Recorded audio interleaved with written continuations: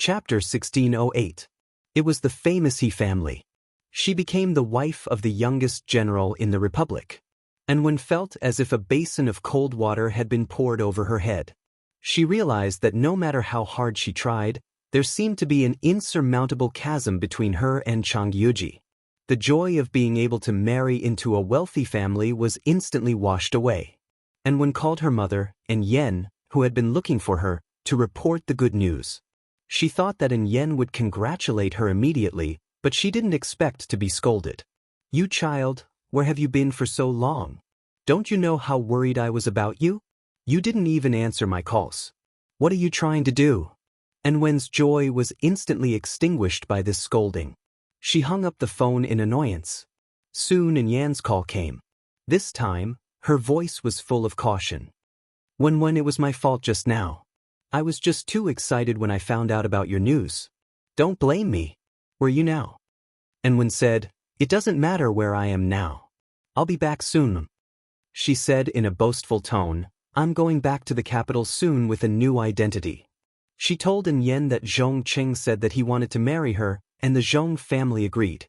When she returned to the capital, she would marry Zhong Qing immediately. And Yen was a little worried when she heard this. She wasn't like Wen. 20 years of being an underground lover was enough for her to see clearly how difficult it was to marry into a wealthy family.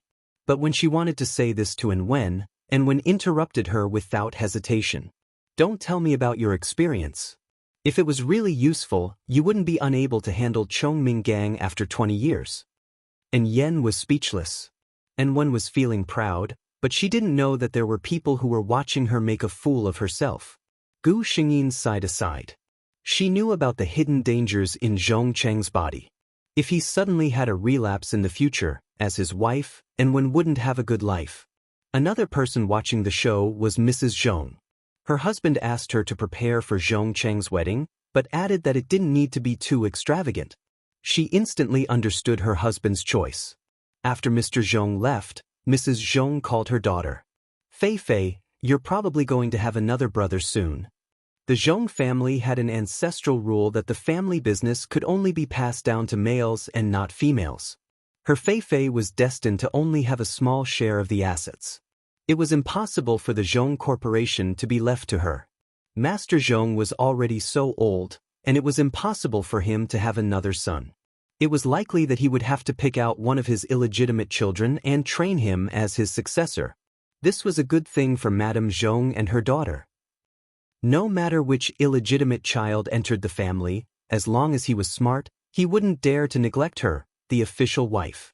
Anyone with a discerning eye could see that only Zhong Cheng and Wen were happily waiting for the wedding. Gu Xingyin received an invitation. However, she did not intend to give face to this couple, so she casually found an excuse to reject them.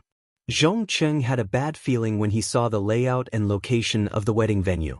He went to question Mother Zhong, but Mother Zhong only smiled and said, "This is your father's idea. If you have any questions, go to him." And Wen couldn't see the problem. To her, this kind of extravagance was already a dream come true. Chapter 1609. She even tugged at Zhong Cheng's sleeve and whispered, "I think this is pretty good. Why don't we leave?" Mrs. Zhong still looked at them with a smile, but a trace of disdain flashed through her heart. That was why most wealthy families paid attention to matching families of equal social status. It wasn't that they really looked down on ordinary people, but families like theirs raised their children differently from ordinary people. The daughters they raised naturally had different horizons.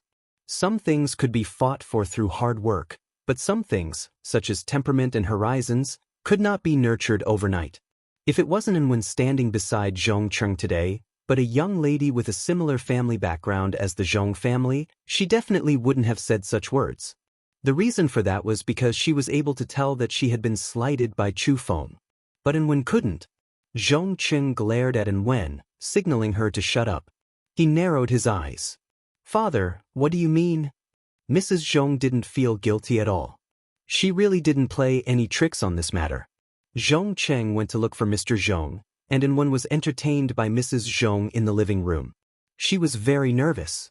Even though Mrs. Zhong looked very friendly, she always had a sense of alienation from her, as if she was very far away from her. And Wen could only force herself to remain calm. Mrs. Zhong saw everything, but she only took a sip of tea and didn't take the initiative to find a topic. As an elder, she didn't need to wrong herself to curry favor with a daughter-in-law who was destined to have no future. A faint sound came from upstairs. It seemed like the father and son were quarreling. And Wen was a little worried. She wanted to go up, but Mrs. Zhong stopped her. It's better not to go into the study. And Wen had no choice but to sit down. After a long time, Zhong Qing came downstairs. And Wen was shocked when she saw him. Zhong Qing looked a little crazy, and his eyes even looked a little red. She quickly asked what was wrong. Zhong Qing glanced at her and clenched his fists tightly in his sleeves, as if he was suppressing something. It's nothing. Let's go home. He held in Wen's hand. She felt a little pain, but she didn't dare to say anything when she saw Zhong Qing's expression. That night, Wen received a call from her mother. Wen, let me tell you. I heard a piece of news. That Zhong Qing. And Yen told Wen the news she had painstakingly gathered. What did you say? And Wen was in disbelief. Zhong Qing has a mental illness? She subconsciously wanted to deny it, but Zhong Qing's crazy red eyes appeared in front of her. No, she told herself. This can't be true. What are you talking about? Who's mentally ill? A sinister voice came from beside her ear. And Wen turned around and saw Zhong Qing looking at her coldly.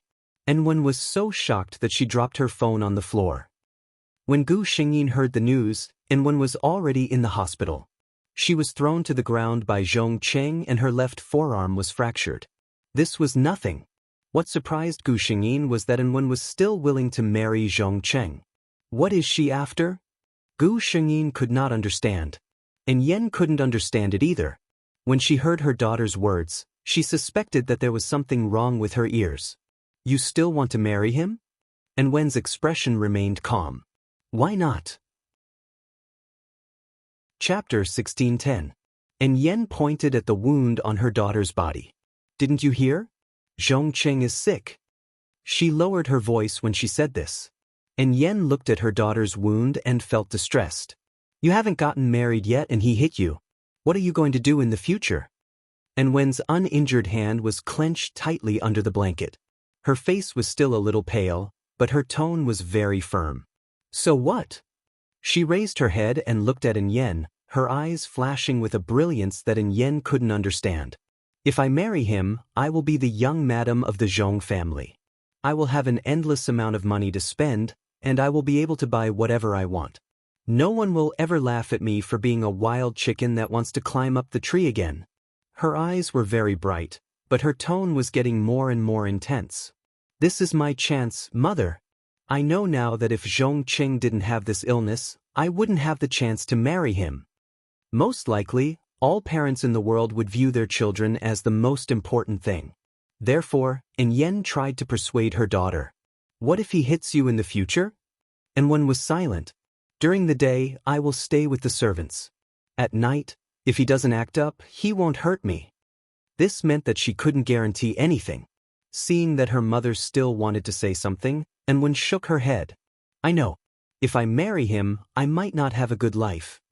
And Wen smiled indifferently. But what does it matter? I'm not living a good life now. I've had enough of being calculative for half a day just to buy a dress. I won't regret it. And Yen left in the end. On the day of Wen's wedding, she didn't appear. This was because although the Zhong family could accept a daughter-in-law who was born poor, they couldn't tolerate an in-law who was a mistress.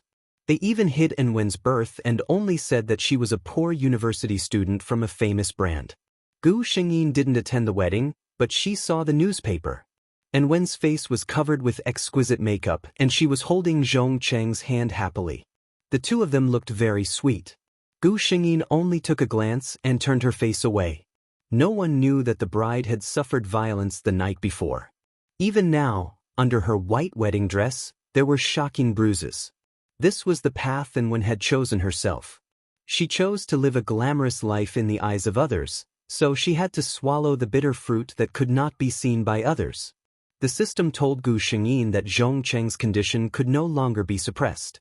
He would only become more easily irritable and violent. Under such circumstances, Wen, who was supposed to be his good medicine, had undoubtedly become his #1 target to vent his anger on. In front of outsiders, Zhong Cheng and Wen were deeply in love with each other. However, Gu Xingyin received a message from the system every few days. Wen was being abused again. At this time, Gu Xingyin no longer paid attention to Wen. She knew that Wen wouldn't have the energy to think about anything else. Sometimes, she would wonder if Wen would regret her decision. However, this thought only flashed through Gu Xingyin's mind. Whether Wen regretted it or not, what did it have to do with her? Gu Xingyin was pregnant. When the child in her stomach stabilized in the 3rd month, the Zhong family spread the news that Zhong Cheng and his wife were divorcing. Chapter 1611.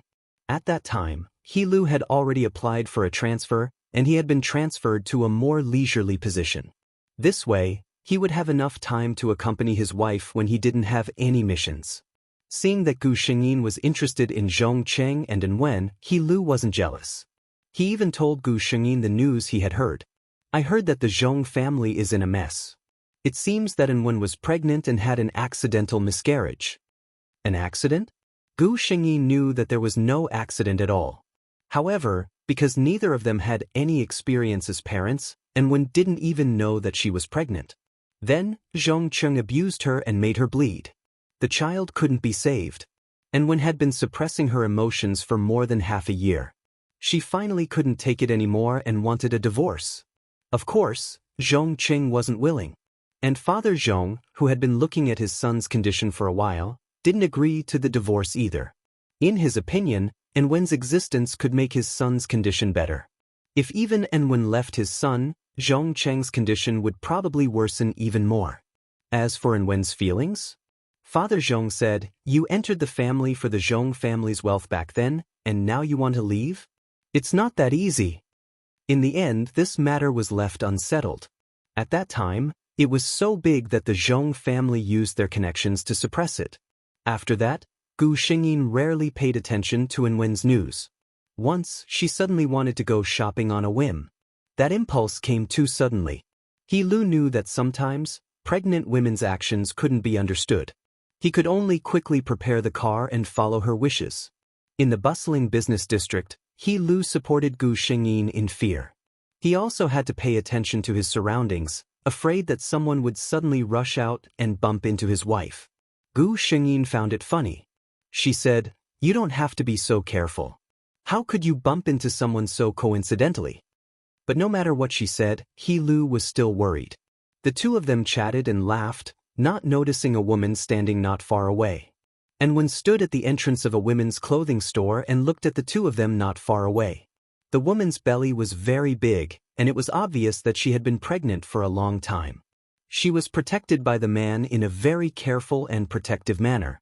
Chong Yuji's face did not have the fatigue and sallow of a pregnant woman.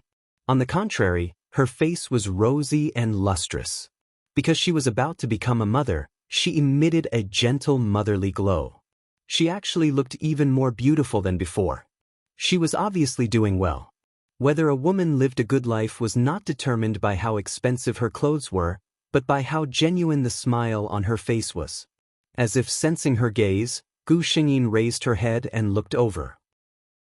The moment she saw Wen, Gu Xingyin suspected that she had recognized the wrong person. The haggard woman in front of him, who couldn't be concealed even with heavy makeup, was Wen? Even though she knew that Wen wasn't doing well, Gu Xingyin was still surprised when she saw Wen's face, which looked like she was in her 30s. She's really getting old. Meeting Gu Xingyin's gaze, Wen lowered her head as if she had been electrocuted. Then, she turned around and left in a hurry.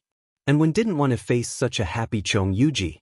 In other words, she didn't want Chong Yuji to see her like this. He Lu also saw her. But he didn't recognize that this woman was Wen. "You know her?" Gu Xingyin shook her head. "We had conflicts before, but now, strangers." Chapter 1612. After that, Gu Xingyin never saw Wen again. On the other hand, the news of Wen and Zhong Cheng's discord could no longer be suppressed and kept spreading. When Gu Xingyin's first child was 1 month old, Wen died. And it was a very tragic death. She took a whole set of photos of herself, all of them nude. But those photos weren't sexy at all, because the woman's body in the photos was covered in wounds, new and old. It was a shocking sight. And when Even wrote a suicide note, every word weeping blood, accusing the family of being ruthless. She made 2 copies, one sent to the police station and the other published on the country's most popular forum. Then, she wore her favorite designer dress and jumped down from the Zhong Corporation's headquarters. She jumped down dozens of floors and died on the spot. This news caused a huge reaction, and the Zhong Corporation's stock price fell to the bottom. With such a big impact, even if the Zhong family tried to suppress it, they couldn't. The police also took the suspect, Zhong Cheng, away immediately. Zhong Cheng confessed. In fact, the evidence was conclusive and he couldn't deny it. But Zhong Cheng didn't receive a harsh punishment in the end. He had a mental illness. The lawyer hired by the Zhong family directly said that everything the suspect did wasn't his own intention. He just couldn't control his impulse when he was ill. After the appraisal of several mental experts, it was confirmed that Zhong Cheng did have a mental problem. In the end, the Zhong family compensated Yen, who was crying her eyes out, with a large sum of money and sent Zhong Cheng to a mental hospital. And Yen took the money and disappeared somewhere. This matter came to an end just like that. When Gu Xingyin heard this news, she only said, "Oh." Then, she glared at He Lu and told him not to talk about this topic in front of her son. He Lu obediently admitted his mistake, then leaned over and kissed his wife and son on the cheek. The little guy in Gu Xingyin's arms giggled. He obviously liked this kind of game and waved his arms to play with his father. He Lu took the child, and Gu Xingyin sat by the side with a smile, watching the father and son play happily. Those irrelevant people and things were far away from her life. She only needed to care about the adult and the child in front of her. It was enough for the people who loved her and the people she loved to be safe and happy. Gu Xingyin and He Lu had a son and a daughter. The son was sensible and filial, and the younger daughter was spoiled by the family like a little princess. He Lu often smiled and said that there were 2 princesses in the family.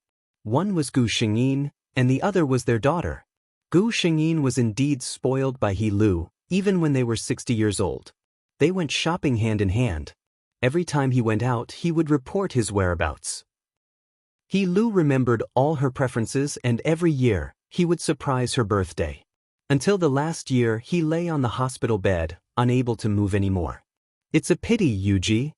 The white-haired He Lu leaned on the pillow and smiled at Gu Xingyin, who was sitting by the side, and said, "I secretly planted a pond full of lotus this year, and the flowering time is on your birthday. Unfortunately, it seems that I can't accompany you to see it." He always remembered that she once said that she liked lotus the most. However, Gu Xingyin never told him that she loved lotus the most because of him. Gu Xingyin smiled and said, "I'll wait for you to get better, and then we'll go see it together." He Lu's eyes couldn't see clearly, but he still smiled and said, "But." When their child came in, he saw his father lying on the bed peacefully, and his mother seemed to be tired, lying quietly beside him. When he walked in, both of them were not breathing. Chapter 1613. Gu Xingyin slowly opened her eyes in this space. The system was quietly floating in front of her. She walked down from the bed. As she walked, the entire space, everything, the room, the bed, the sofa, everything turned into a blur and disappeared. The entire space returned to its original state, pure white. Except for Gu Xingyin and the system, there was nothing else. Gu Xingyin's eyes flashed with excitement and expectation. "System." Her voice had a hint of nervousness. The system's white light kept flashing. "Host, you can try now." Gu Xingyin did not say anything. With his palm facing upwards, a jade-green ray of light appeared. In this light, a small green bird gradually took shape. When the light dissipated, the small bird pecked Gu Xingyin's palm twice, and then flew happily in this space. Looking at its figure, Gu Xingyin's face flashed with pure joy. "It is a complete life." The moment she said this, something seemed to fall from the endless void into Gu Xingyin's body. She felt the power in her body become more solid and strong. Even without the system's reminder, Gu Xingyin stretched out her right hand, put her index finger and middle finger together, and drew in the void in front of her. A huge, pitch-black crack appeared in front of her. This was a crack in space. Gu Xingyin knew that if she wanted to leave this space, no one could help her. The only thing she could do was to open a path from the void and walk out. The system had told her that when she was able to walk out of the spatial crack that she had created, she would know the truth of everything. Before she entered the crack, Gu Xingyin felt the power of destruction from it. This was not an easy path to tread. The system said, with the host's current strength, it is very difficult to resist the storm from the crack in space. It is recommended that the host increase her strength first before trying.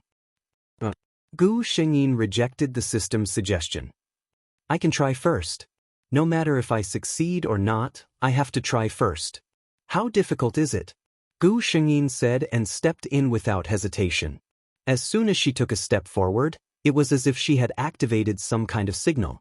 In the originally still space crack, there suddenly began to be a gust of wind, and countless gravel and soil rushed towards Gu Xingyin.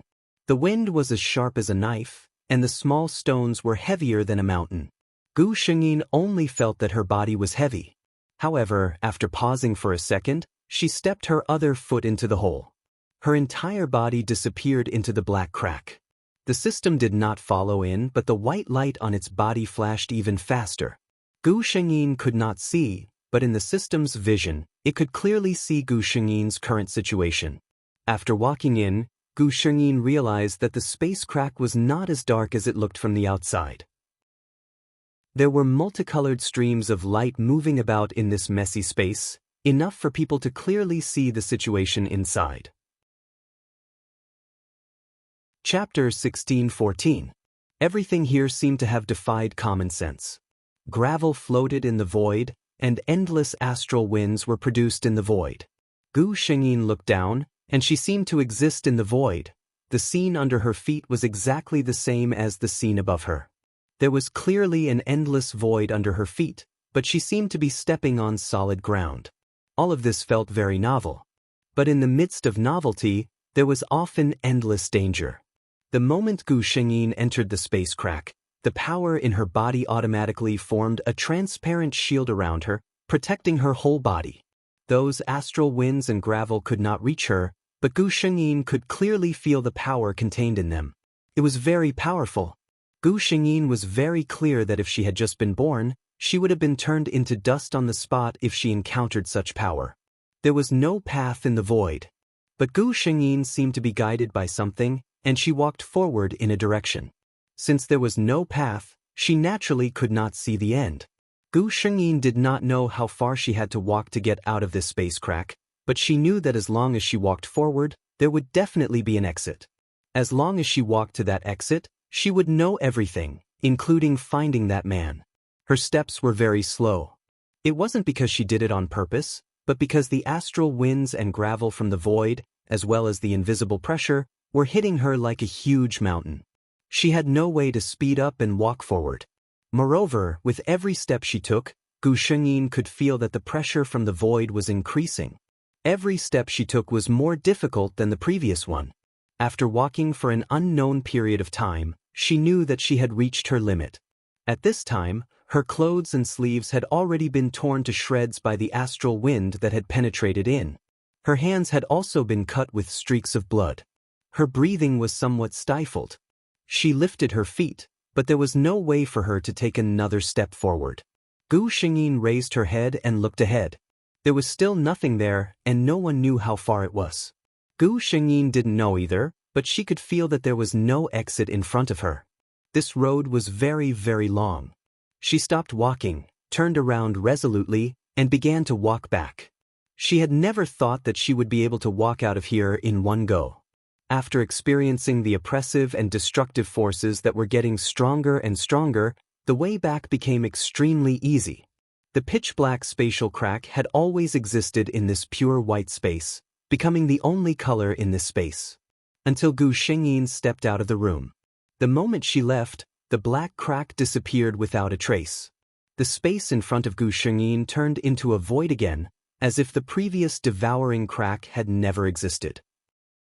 However, Gu Xingyin lowered her head and looked at her sorry appearance. All this proved that everything just now had really happened. With a thought, she changed her clothes in an instant, and the wound on her arm healed at a speed visible to the naked eye. It seems that I still have a long way to go. She sighed softly.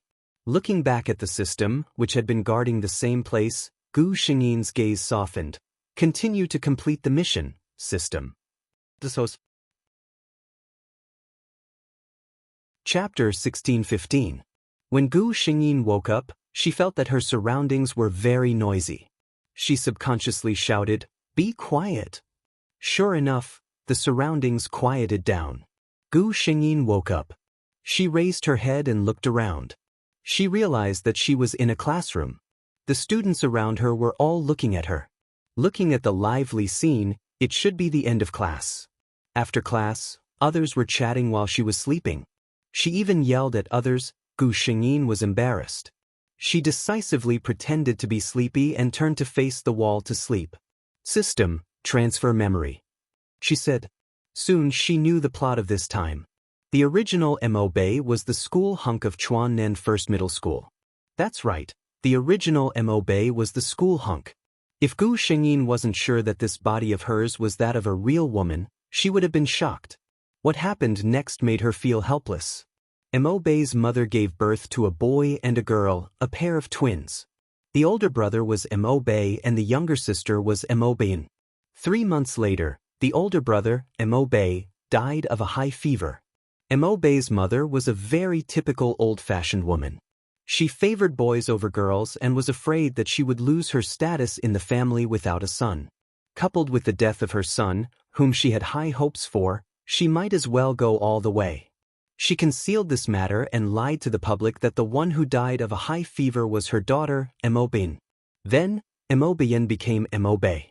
Mo Bay was raised as a boy. Mo Bay's mother was very strict with her. When she was in kindergarten, she even sternly warned her not to go to the toilet with other children. Mo Bay listened to her mother, so her identity was never discovered. It wasn't until junior high that she learned the difference between boys and girls. She ran back and asked her mother why she was different from what the book said. Mo Bay's mother answered her like this: "Your brother is dead, so you have to live in his place. Remember, don't let others know that you're a girl. Otherwise, you and I will be kicked out of the Mo family." The young Mo Bay didn't quite understand these words, but she still felt sad because of the meaning behind her mother's words. She was living in her brother's place. She also did not understand. Her father clearly doted on her very much, but her mother said that her father would chase them out. However, she was still very obedient. She didn't tell anyone about this, including her father who loved her dearly. In the second year of junior high school, her mother got pregnant again and gave birth to a younger brother. Mo Bay's mother's attitude towards her son was completely different from her attitude towards Mo Bay. Mo Bay had never seen his mother look at him with such a gentle gaze, and he had never heard his mother tell him bedtime stories. Compared to her younger brother, she did not seem like her mother's child at all. But at this time, she wouldn't ask anything. That was until he entered high school. Mo Bay, who already had a mature ability to think, slowly understood why his mother had done that all those years ago. She had raised him as a son only to consolidate her position in the Mo family. She had always been thinking about her brother who had only lived for 3 months in this world. Mom doesn't like her. She was even certain that if her mother could choose between her and her brother to die, that person would definitely be her. Chapter 1616. By the time Mo Bay found out about this, it was already too late.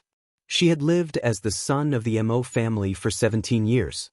Whether it was her father, her younger brother, or her teachers and classmates, everyone thought that she was a boy. Mo Bay didn't even know how to tell her father that she was actually a girl. She was sure that her father loved her. It was because of this that she cherished her father's love even more. She was afraid that she would receive a disappointed look from her father after the matter was made public. As for Mo Bay's mother, after giving birth to her youngest son, she put all her heart and soul on him. She didn't care about the daughter that she had made into this state. She was so cold that it made one's heart turn cold. After a period of confusion and helplessness, Mo Bay simply chose to give up on himself. He began to let loose in school, flirting and fighting in school. Every time she saw her father's disappointed look, she felt extremely guilty. However, after her guilt, she gave up on herself even more. She had no idea how she was going to go on in the future. Was she really going to keep this a secret for the rest of her life? Before Mobe could think of a solution, she provoked someone that she shouldn't have.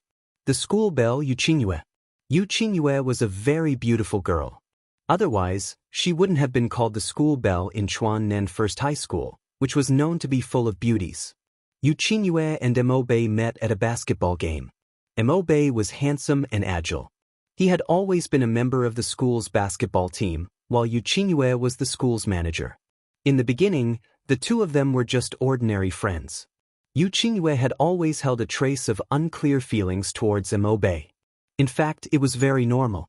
In the pure school days, the little thoughts that sprouted in the minds of boys and girls were basically based on looks and studies. At that time, Mobe was still a cold, arrogant, and unapproachable top student. This kind of boy was the most sought after by girls in school. Later on, Mobe realized that he was a person who had been deceived and abandoned by his mother. He began to let loose. He dyed his hair and pierced his ears. He was no longer as cold as before and became obedient and evil. If it was a sloppily dressed and unimpressive-looking boy, he would probably be scoffed at by many people. But when the person who did this was Mobe, who came from a good family and had exquisite and handsome looks, the girls who looked at his face felt that the previously aloof school hunk was very handsome, but now that he had become devilishly charming, he was even more charming. Yuchinue was captivated by this side of Mobe. She mustered up her courage and confessed to Mobe. At that time, Mobe's mind was at its most chaotic. Normally, she would have rejected Yuchinue without hesitation. But at that time, she was at a stage where she hated everything around her. Hearing Yuchinue's confession, she actually didn't reject it. However, she didn't accept it. She just didn't explicitly reject it. It was this vague feeling that made Yuchinue unable to extricate herself. When Mobe finally came back to his senses and saw Yuchinue, he planned to ask her out for a chat and reject her. However, Yuchinue was not as easy to talk to as expected. When she heard Mobe's words, she instantly felt that she had been fooled. Yuchinue's background wasn't simple. She slammed the table and stood up on the spot, saying that she wouldn't let her off.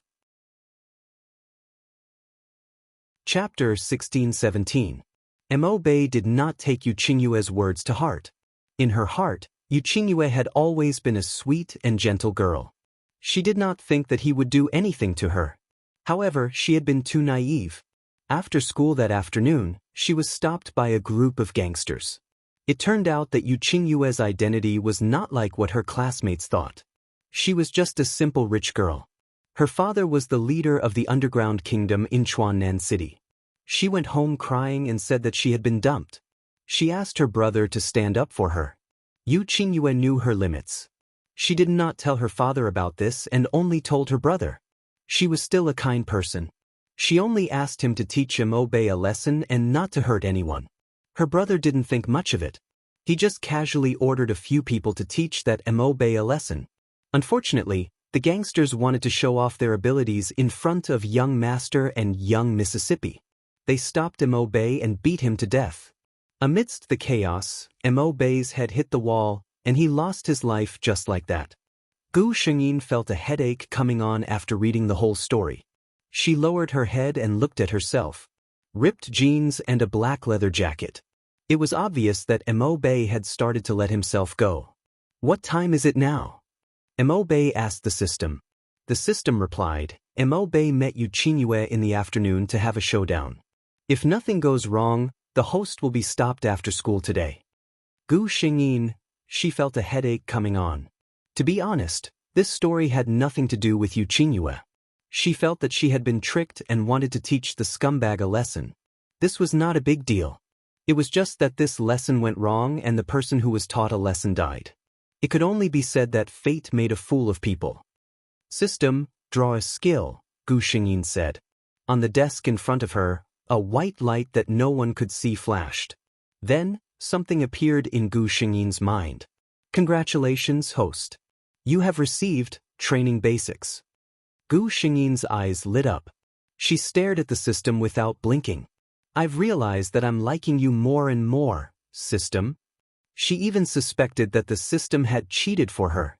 Body tempering basics was a very basic body tempering technique in the world of sword cultivators. Even though it was called a foundation, it was only relative to sword cultivators. After all, if one cultivated this technique to its peak, they could even reach the realm of breaking boulders with their bare hands. Of course, in this modern world where martial strength was relatively low, the power of this body refining technique would be greatly reduced. Gu Xingyin felt the strength in his body, which was only slightly stronger than ordinary people, and his body was more agile. But it was enough. At least, Gu Xingyin felt that she would not be so passive in a fight. Gu Xingyin, who was in the midst of her joy, did not notice that the system's white light had strangely stiffened for a moment when it heard the words "I like you more and more." The system remained silent and hid in a corner. It expressed that the host's words really made the system tremble. It did not want to be blamed for some random jealousy. Chapter 16-18. Gu Xingyin's desk mate, Qin Jun, was chatting with the people behind him. He turned around and was about to take a sip of water when he saw Gu Xingyin's joyful smile. He was stunned by this smile. Mo Bei was very good-looking. Qin Jun had always known this. Otherwise, he would not have become the school hunk of South Sichuan. Mo Bei's good looks were not the typical sunny and handsome kind of boys. Instead, his facial features were so beautiful that they could be called exquisite. He was like a handsome young man who walked out of a Japanese manga.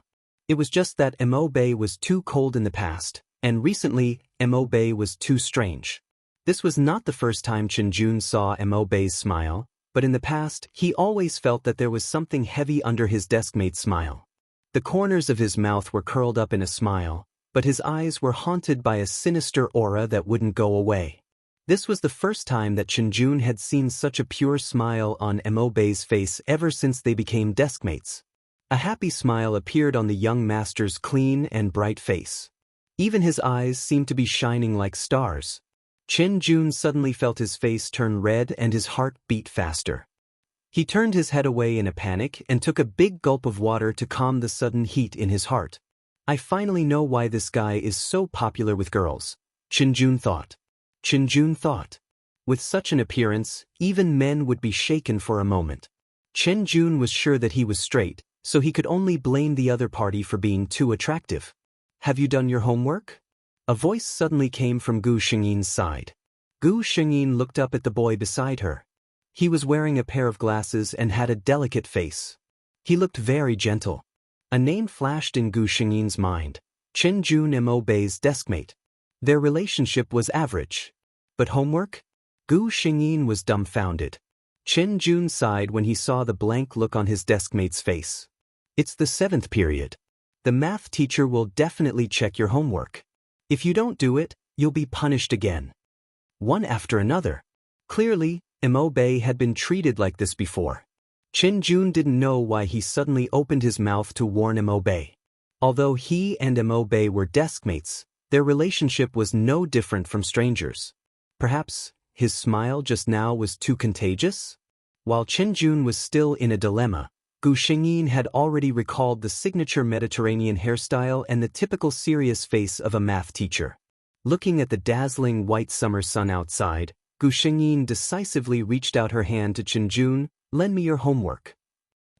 Qin Jun was still in a daze. I'll copy it. During math class, Gu Xingyin was indeed given special attention. However, she handed over the workbook in her hand with a smile. The math teacher looked at it suspiciously a few times. After confirming that it was her own notes, he nodded in satisfaction. It was rare for him to praise her, and he began the lesson. Gu Xingyin heaved a sigh of relief and began to stare blankly. After school, Gu Xingyin said to Qin Jun, I have something to do today. I'll treat you to milk tea tomorrow. Thank you. Hey. Qin Jun wanted to say something, but Gu Xingyin had already disappeared. Although she had the skills provided by the system, Gu Xingyin still chose to take a different route. After all, it was better to avoid a situation like one against many. Unfortunately, the plot didn't allow her to hide whenever she wanted to. Gu Shengyin looked at the people surrounding her and couldn't help but sigh. Chapter 1619. She carried her backpack with one hand and looked at the people in front of her. She frowned and said, "What do you want?" The leader was a young man with a buzz cut. He was wearing a hip-hop shirt and had a cigarette in his mouth. The people around him were all dressed in the same way. It was obvious that they were hooligans. However, although they tried their best to pretend to be ordinary hooligans, Gu Shengyin could tell their background from how they blocked all her escape routes without batting an eyelid. Normal gangsters wouldn't be as orderly as this. The buzz-cut young man spat out the cigarette in his mouth and stepped on it in a very appropriate manner. "You are Mo-Bei?" The buzz-cut young man looked at Gu Shengyin from head to toe. After sizing him up, he had to admit that this kid was quite good-looking. It was normal for girls to like him. It was no wonder that Missy would fall for him. However, he dared to play with Missy's feelings. He had not seen many people who did not care about their lives. The buzz-cut young man said lazily, "What do I want? Of course, I want to beat you up." After saying this, he did not waste any more time and directly raised his hand. "Go, don't cripple him. Don't care about the rest, just beat them up." Gu Shengyin reacted quickly. She swung her backpack with one hand and flipped the person who attacked her from the left. Then she threw her backpack and began to beat them up. This group of people was not too much. At least they were bare-handed. If they had knives on them, she was afraid that she would not be able to escape today. "Hey, you have some skills." The buzz-cut young man's eyes lit up when he saw Gu Shengyin's moves. However, although his eyes were bright, he did not relax his hands at all.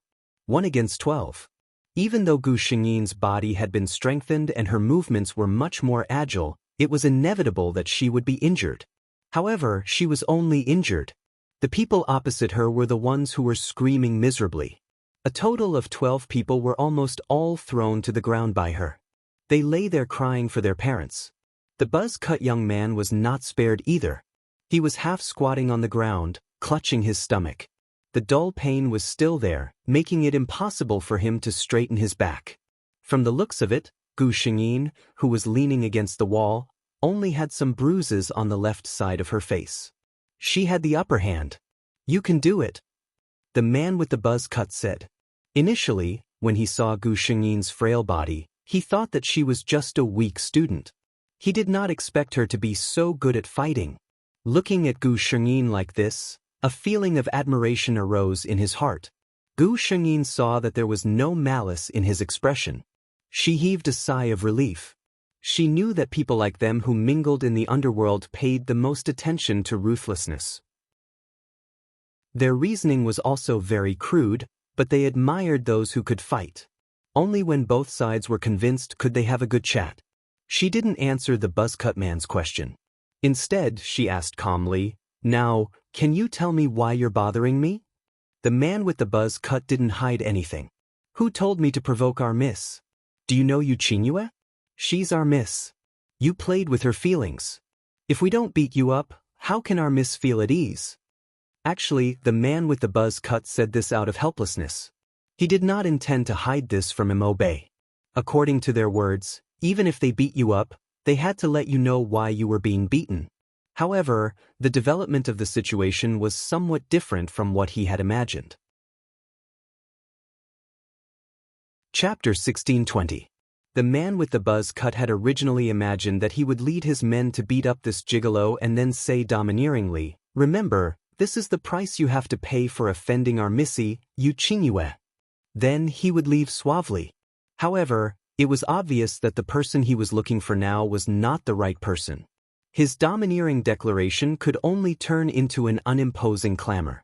Gu Shengyin already knew what they were here for. She had only asked this question to ensure that things would go as planned. She thought for a moment and said, "Tomorrow, I will personally look for your missy and make things clear. The next time you do this, I will look for the police to solve the problem." After she finished speaking, she walked to the side and picked up her bag that had been thrown on the ground. She patted the dust off it and left suavely with one hand behind her back. "Police." Police uncle? The man with the buzz cut was shocked by this address. He had seen how ruthless that kid was when he beat people up. Now that he heard her address him as police uncle, he felt a strange chill in his heart. However, before he could finish feeling disgusted, the familiar sound of a police siren came from afar and was getting closer. Damn it! Who called the police? Why are the police here? The man with the buzz cut was shocked and started cursing. His men all said that they did not know. Although they were in pain all over, they still got up and quickly ran in the other direction before the police arrived. Although the man with the buzz cut was cursing, he did not suspect Gu Shengyin. From his point of view, since she had said that she would look for the police the next time, it was obvious that she would not do it this time. Moreover, they had started fighting from the moment he appeared. Mo Bei had no time to call the police. Gu Shengyin carried her bag and watched as the police car drove past her. Her lips curled into a smile. Of course, she was the one who had called the police. Although she had given them a good beating, it was not enough to vent her anger. These gangsters should reflect on themselves in the police station so that they wouldn't be looking for trouble all day long. As for what she had said, she had only said that she would look for the police uncle to solve the problem next time. She did not say that she would not call the police this time. After playing the word trap, Gu Shengyin felt that knowledge was power. Read more, fight less, and keep your IQ. She wasn't as relaxed as she appeared to be. Although it looked like only the corner of her mouth was swollen. In fact, during the fight just now, 2 people had kicked her knee. At this moment, there was a dull pain. Although it shouldn't have hurt his muscles and bones, there was definitely a bruise. Gu Shengyin saw her mother playing with her 3-year-old brother on the sofa as soon as she entered the house.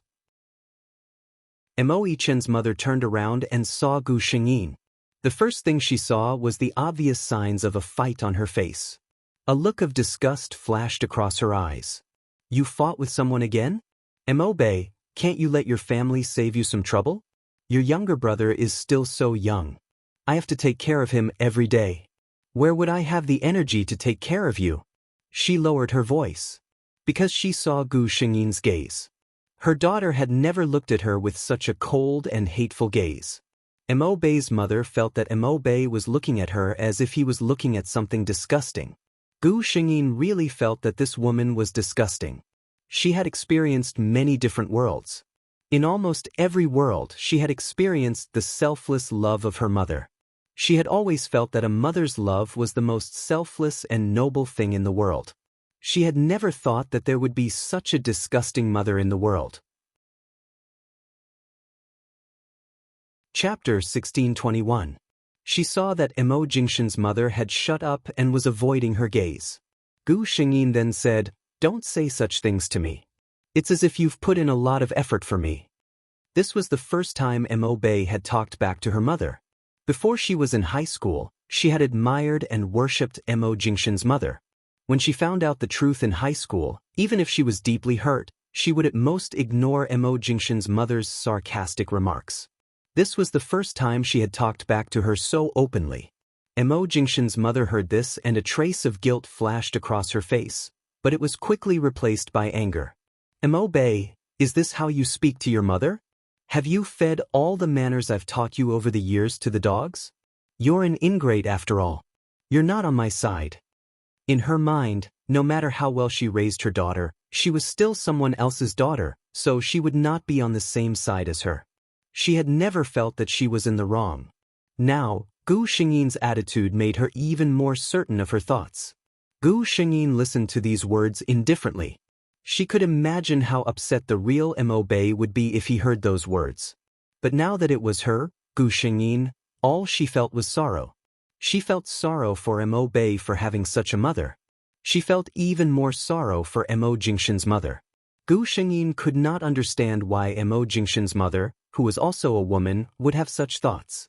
Mo Jingshan's 3-year-old brother, who was wearing suspenders, watched in horror as his mother and brother quarreled. He pouted and started crying. Mo Jingshan's mother quickly changed her expression.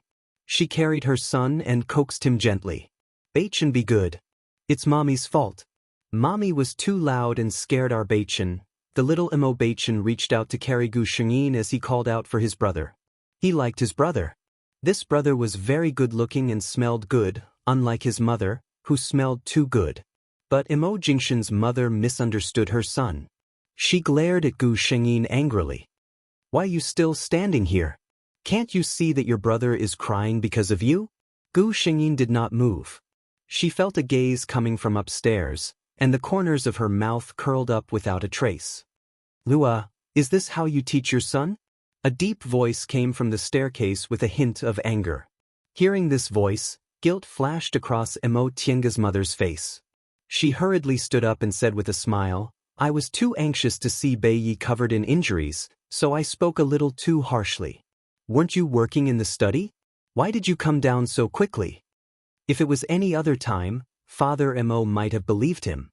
However, he had just seen with his own eyes how his wife treated his eldest son.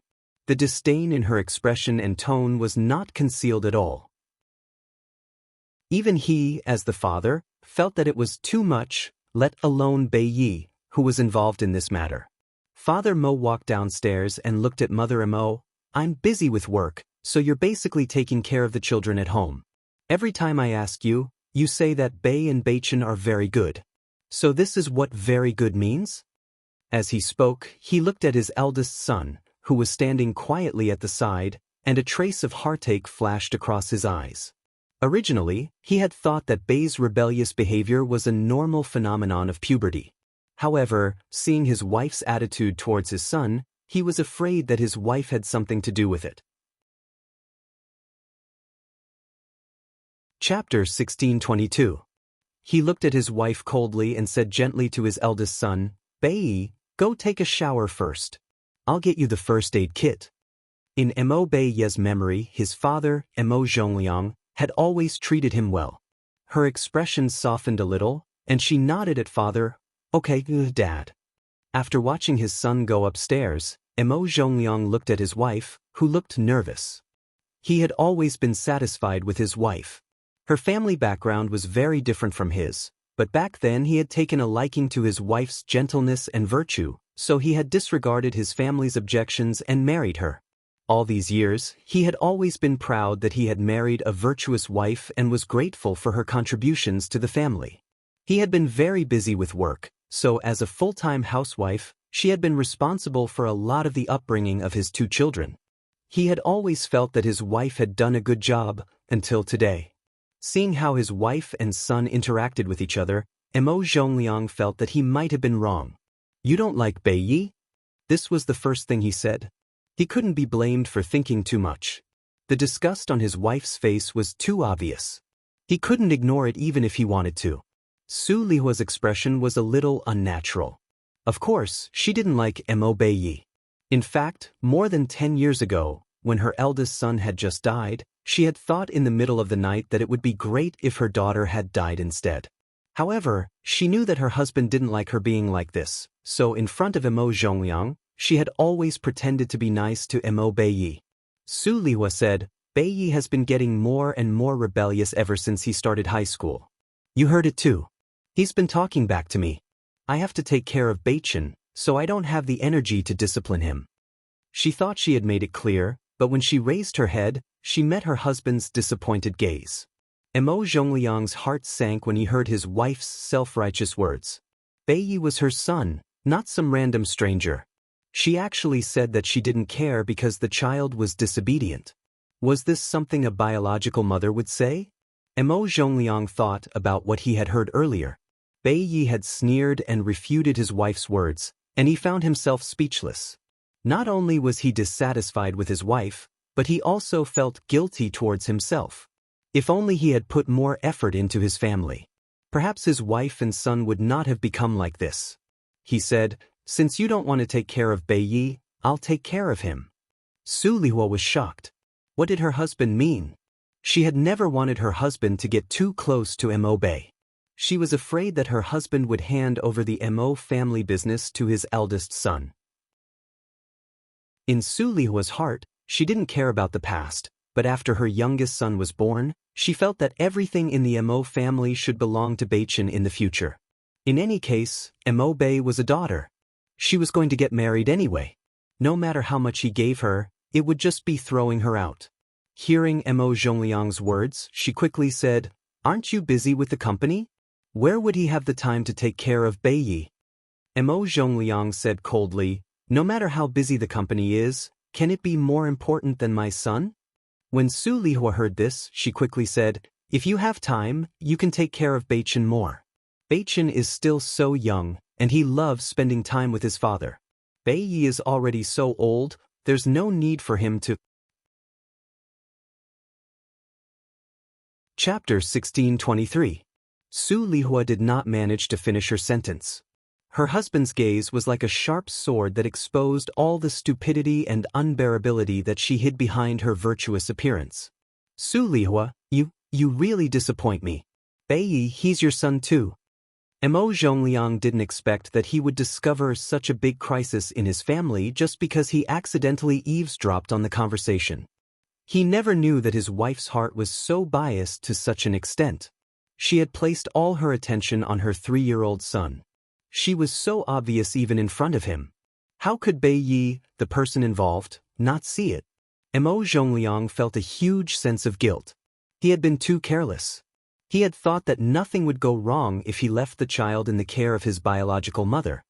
He never knew that his eldest son had suffered such a huge grievance. He looked at his wife's confused expression and felt that she had done nothing wrong. He suddenly felt very annoyed. Mo Zhongliang stood up from the sofa. "I'll get Beiyi the first aid kit." Gu Xingyin had just finished showering and changed her clothes when she heard a knock on the door. She opened the door and saw her father, Mo Zhongliang. Mo Zhongliang walked in with the first aid kit in his hands. "Beiyi, I'm sorry." Mo Zhongliang did not think that apologizing to his son was embarrassing. In fact, he felt that he had failed as a father when he thought about how his son had suffered in this family. Gu Xingyin comforted him with a smile. "You're not wrong, father." Mo Zhongliang took out the ointment from the first aid kit and applied it on Gu Xingyin personally. He only applied a small patch on the side of her mouth, so it did not take long. Gu Xingyin saw that he was going to take the first aid kit away and quickly said, "Father, please leave this in my room. I'll apply it when I sleep at night." Mo Zhongliang placed the first aid kit on her bedside table. He felt that he had not looked at his eldest son so seriously for a long time. The young master was already 17 years old, but he was scarily thin. He was also shorter than the average teenager. Actually, this was only because of Gu Xingyin's gender. But in Mo Zhongliang's eyes, he instantly imagined his son being treated coldly by his mother when he wasn't at home. He only felt his heart ache. "Has your mother always been like this to you?" he asked. Gu Xingyin was silent for a moment before she shook her head. "Before my brother was born, my mother was very strict with me. She wanted me to be the best at everything, or else she would punish me." When Gu Xingyin mentioned this, her expression did not change. It was as if she was talking about something unrelated to her. After she had a younger brother, she stopped caring about me. She didn't care if my studies worsened or if I got into fights or dyed my hair. Gu Xingyin's voice was very calm. She raised her head and looked at Mo Zhongliang. "As you can see, Dad, she doesn't love me at all." Mo Zhongliang looked at his son and felt bitter in his heart. He wanted to tell his son that his mother actually loved him, but when he thought of his wife's appearance, he really couldn't say it. He gently hugged his son. "Your mother just couldn't take care of you and your brother at the same time." He felt guilty when he said this, but he could only comfort his son like this. Gu Xingyin couldn't help but laugh. She got up from her father's arms and said with a smile, "I'm a man, Dad. You don't have to comfort me like this." Her gaze was very calm. 3 years ago, no matter how much dissatisfaction I had, it would have been worn away by time. Now, I don't hate her at all. Chapter 1624.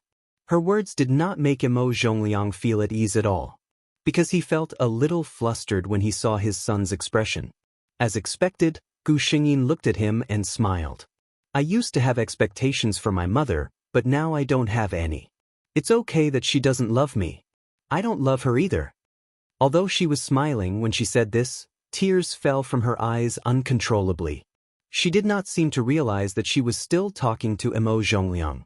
"Don't blame me, Dad. I really can't take it anymore." Mo Zhongliang's eyes reddened. How could he blame her? Looking at his eldest son, the only thing he could think of at this moment was how deeply his wife had hurt this child. There was no child who did not want to be loved by their parents. His eldest son had completely lost all expectations for his mother. His lips trembled. It's okay, bae. Don't cry. Dad loves you. Dad treats you well. Gu Xin reached out and wiped away her tears. She smiled embarrassedly. I know that I've been a jerk for the past 2 years. I've made you worry. Don't worry, I won't do it again. From tomorrow onwards, I'll study well and won't let you down. The more obedient his son was, the more bitter Mo Zhongliang felt. At the same time, his dissatisfaction with his wife grew. Gu Shengyin thought of something and suddenly said hesitantly, Dad, if one day you find out that I've been hiding something very important from you and deceiving you for a long time, will you forgive me? She knew that the sooner she told Mo Zhongliang that Mo Bei was a girl, the better. The longer this matter was delayed, the harder it would be to explain in the future. Mo Zhongliang looked at her kindly. Silly child. In Dad's heart, there's nothing that can't be forgiven for my own child. Gu Shengyin laughed. She had to find a good time to talk to her father about this matter. Why should an innocent girl like her pay for the sins that Su Lihua had committed? The next day, Gu Shengyin went to look for Yu Qingyue after the morning self-study session. Yu Qingyue was shocked to see him. The girl felt a little guilty, especially when she saw the bruise on the corner of Gu Shengyin's mouth.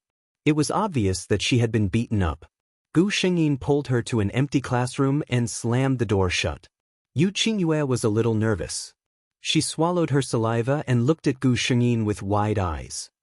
Mo Bei, what are you trying to do? Let me tell you, it's wrong of me to get someone to beat you up, but you bullied me first.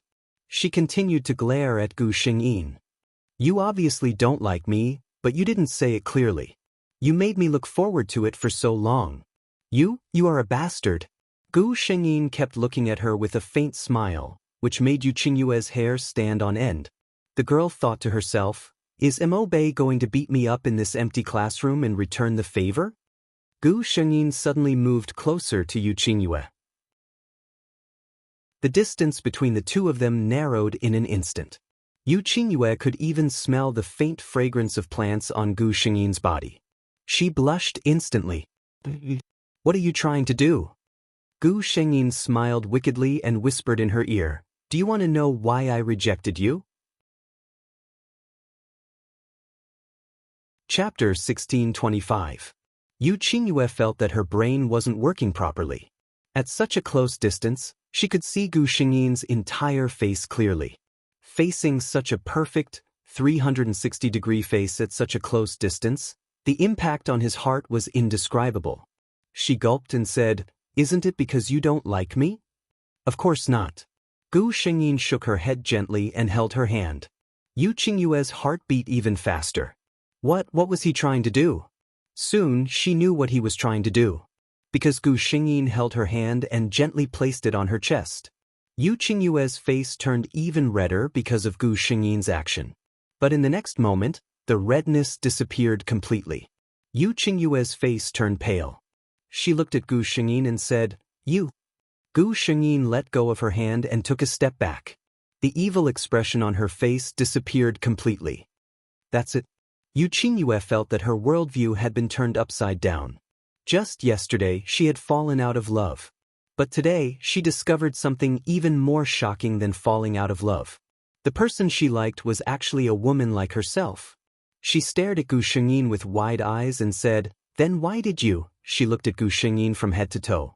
To be honest, if she hadn't touched that incredible softness, she would never have thought that Mo Bei was actually a woman. Gu Shengyin sighed and said with a worried expression, The story is too complicated. I can't tell you.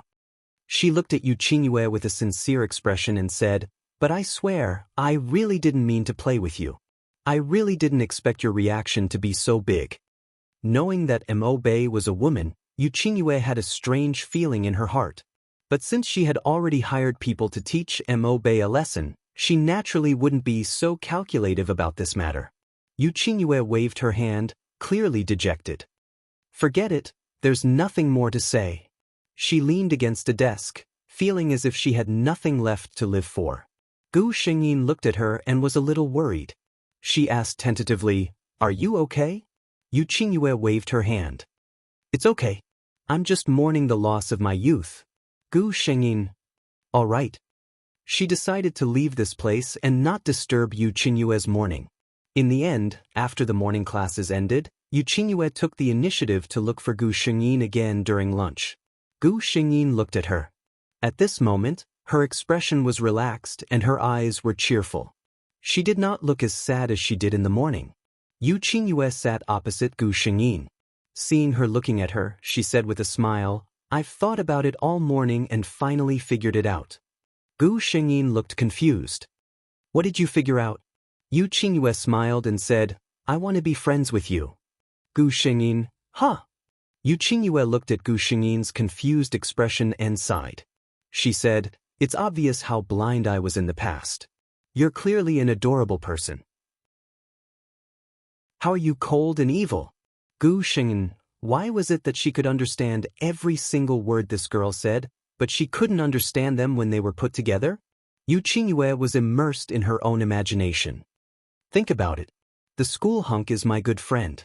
How many people can receive such treatment? Gu Xingyin, wake up, girl. Did I promise you anything? Chapter 1626. However, it was clear that Yu Qingyue didn't need Gu Xingyin's approval at all. She had already included Gu Xingyin in her friend list. When Gu Xingyin returned to the classroom, her desk mate, Qin Jun, looked at her enviously as if he was looking at a winner in life. Gu Xingyin was confused. "What's wrong?" Qin Jun said, "You're still pretending. Everyone in our class knows that you and the campus belle, Yu Qingyue, had lunch together at noon. You were talking and laughing. Everyone is saying that you two are together." He leaned closer and asked in a low voice, "Is this true?" Gu Xingyin calmly pushed his head away with her book. "You guys are overthinking it. It's fake." Chen Jun's face was full of disbelief. He said disdainfully, "How can it be fake? If there's nothing between you two, why are you so close?" Gu Xingyin said, "I'm a good friend. We're just friends." Chen Jun's expression became even more disdainful. "Yes, that's right. Before marriage, we're all friends." Gu Xingyin, she gave up on explaining. At the same time in the Yu family. If Gu Xingyin was here, she would be able to recognize the man who was standing there respectfully. It was the man with the buzz cut who led the group to cause trouble for her. However, he wasn't wearing a funny hip-hop t-shirt now, and his face didn't have that sloppy expression. Sitting opposite him was a young man. If one had to use something to describe this man, it would be jade. Exquisite and noble like jade. It was as if it had been carefully nurtured by heavenly materials and earthly treasures. Cold like jade. This man didn't have any cold expression on his face. In fact, he looked very peaceful. However, he just sat there like this. It always made people feel that there was an insurmountable distance between them. "The 12 of you went to cause trouble for someone, and you came back beaten black and blue?" The man's voice was very pleasant. His tone was neither fast nor slow. However, the buzz cut's heart was raised high. "It's our fault." This man was Yu Qingyue's brother, Yu Qingyun. A few days ago, when he heard his sister's complaint, he casually asked the buzz cut beside him to bring a few people to teach that kid a lesson. He forgot about this matter immediately. Today, he suddenly remembered to ask about it. He didn't expect to receive such a surprise. Yu Qingyun shook his head. "It's not your fault. One could fight against more than 10 trained people and still have the upper hand. This classmate of his sister didn't seem to be simple." The man with the buzz cut asked cautiously, "Then, do you need me to bring more people with me?" Yu Qingyun looked at him with a faint smile. "Haven't you embarrassed yourself enough?" The buzz cut lowered his head in shame. Yu Qingyun said, "It's just a small dispute between young people. Since you've already brought people over, this matter can be considered closed. Don't cause any more trouble." The man with the buzz cut lowered his head. "Yes." Yu Qingyun didn't take this matter to heart. It wasn't until dinner that he casually asked, "Qingyue, how's school?" Yu Qingyue didn't understand. "It's pretty good." Yu Qingyun asked. Your ex-boyfriend knows that you sent people to beat him. Didn't he say anything? Their mother had passed away when they were young, and their father had always been elusive, so they had been relying on each other since they were young. When Yu Qingyue heard the words, ex-boyfriend, she looked conflicted. She said, don't say ex-boyfriend. He's not my ex-boyfriend. There was a misunderstanding between us. Chapter 1627. Yu Qingyun was a little curious. He still remembered how hurt and angry his sister looked when she came home 2 days ago. Yu Qingyun didn't even doubt that her younger sister hated that boy called Mo Bei to the bone. She was fine so quickly? Thinking about what his sister said, the two of them had become good friends? From a heartless man to a good friend, and Qingyue didn't seem to hate him at all when she talked about him. This was the first time Yu Qingyun was curious about this mysterious boy. After all, he knew his sister well. Qingyue wasn't the kind of girl who didn't have a high IQ. She wouldn't be so easily won over with just a few words. Because of this, Yu Qingyun was curious. What did that boy do to make his sister's attitude change so drastically? Yu Qingyue didn't know what her brother was thinking. If she knew that Gu Shengyin was being targeted by her brother, she would definitely light a candle for her. No matter what, being targeted by her brother wasn't a good thing. Gu Shengyin still didn't know that she had attracted the interest of a certain big shot.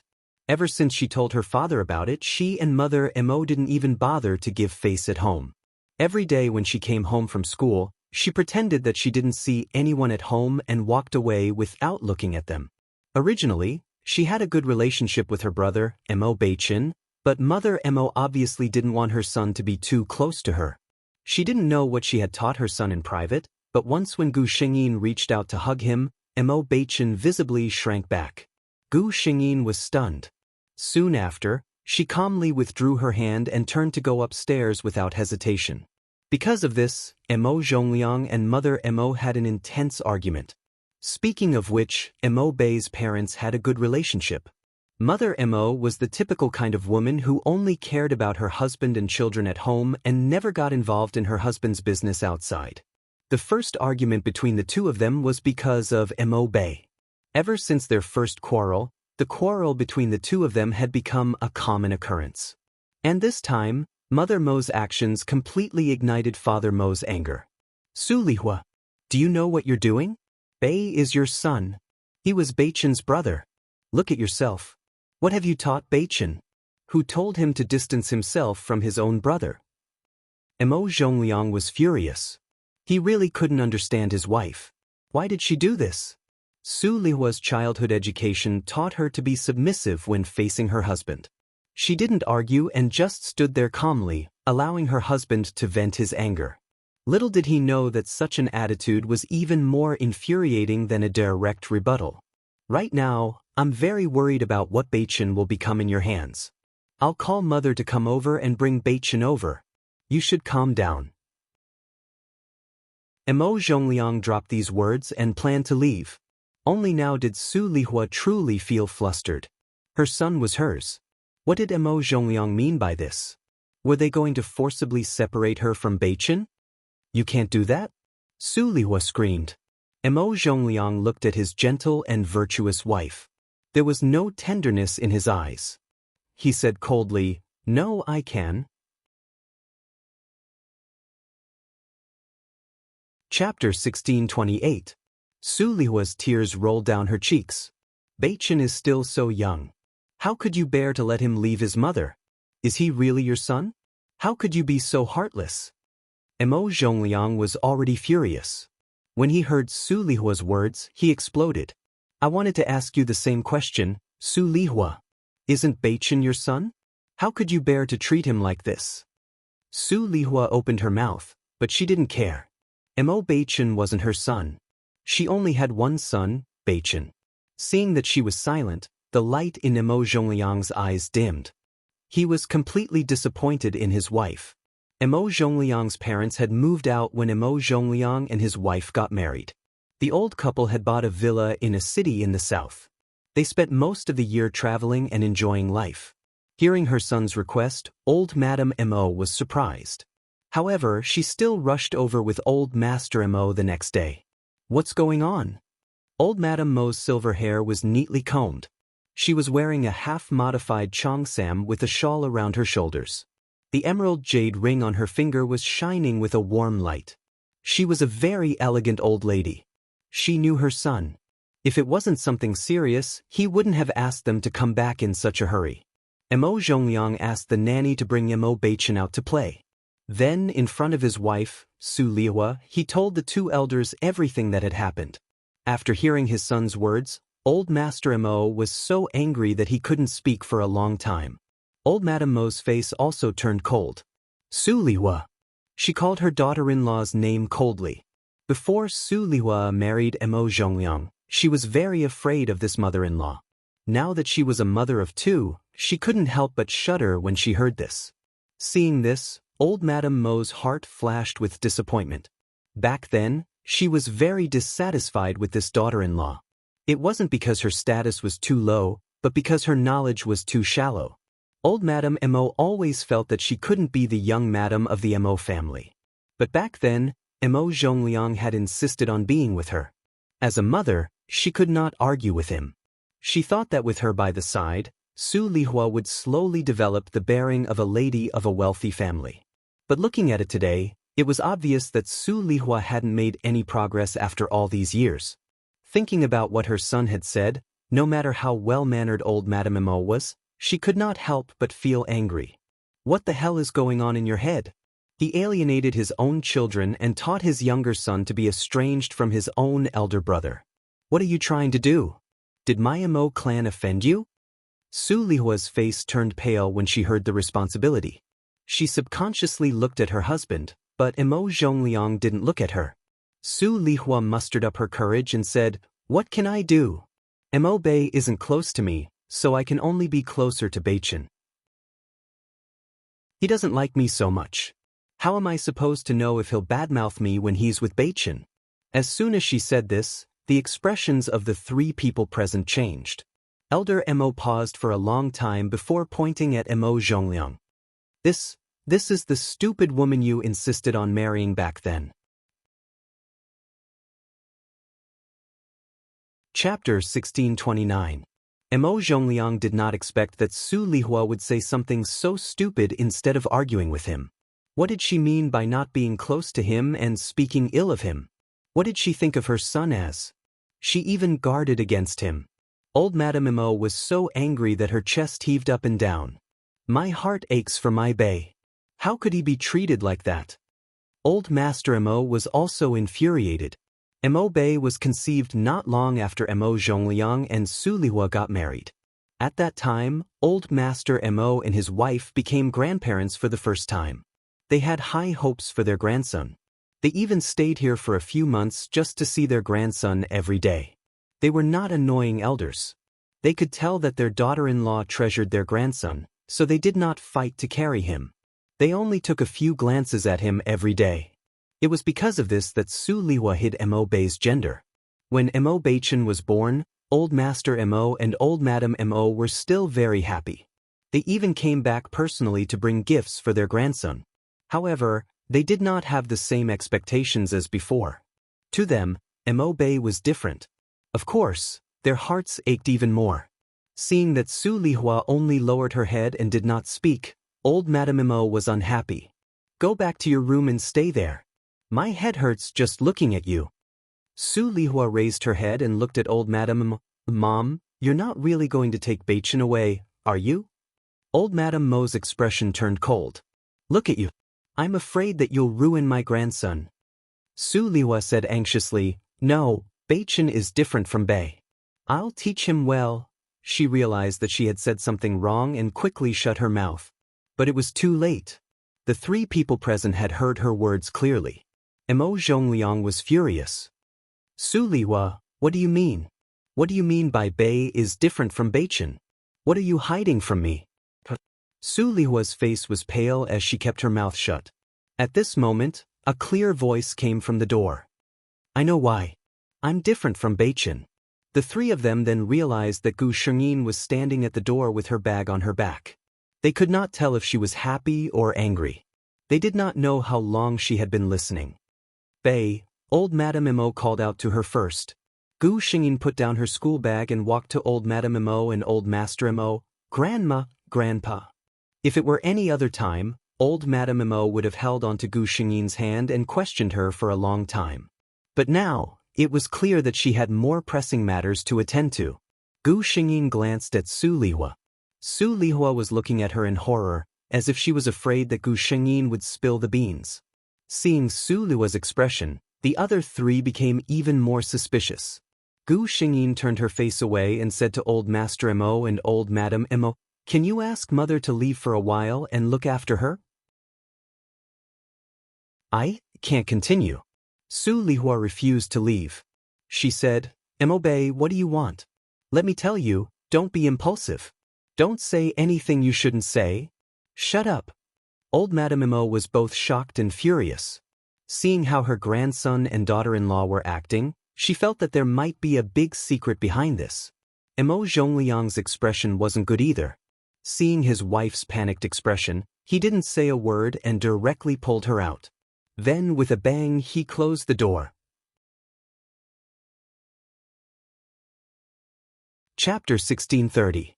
Only the three of them were left in the large living room. Gu Xingyin saw that everyone was looking at her. Suddenly, she knelt down with a thud. "Your grandson is unfilial." Old Master Mo and old Madame Mo were shocked by her actions. "Get up."